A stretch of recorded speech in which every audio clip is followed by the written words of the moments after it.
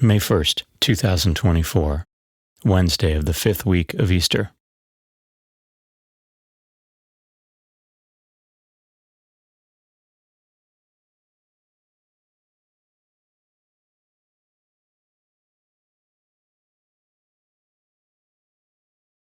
A reading from the Acts of the Apostles. Some who had come down from Judea were instructing the brothers, "Unless you are circumcised according to the Mosaic practice, you cannot be saved." Because there arose no little dissension and debate by Paul and Barnabas with them, it was decided that Paul, Barnabas, and some of the others should go up to Jerusalem to the apostles and presbyters about this question. They were sent on their journey by the church and passed through Phoenicia and Samaria, telling of the conversion of the Gentiles, and brought great joy to all the brethren. When they arrived in Jerusalem, they were welcomed by the church, as well as by the apostles and the presbyters, and they reported what God had done with them.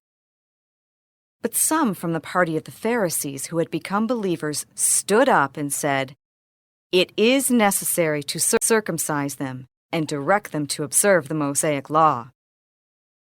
The apostles and the presbyters met together to see about this matter. The word of the Lord. The responsorial psalm. The response is, "Let us go rejoicing to the house of the Lord. I rejoice because they said to me, 'We will go up to the house of the Lord.' And now we have set foot within your gates, O Jerusalem. Let us go rejoicing to the house of the Lord. Jerusalem built as a city with a compact unity.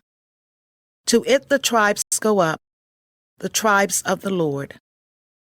Let us go rejoicing to the house of the Lord. According to the decree for Israel, to give thanks to the name of the Lord. In it are set up judgment seats, seats for the house of David. Let us go rejoicing to the house of the Lord."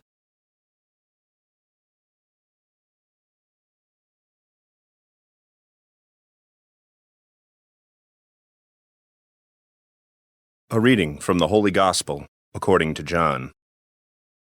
Jesus said to his disciples, "I am the true vine, and my Father is the vine-grower.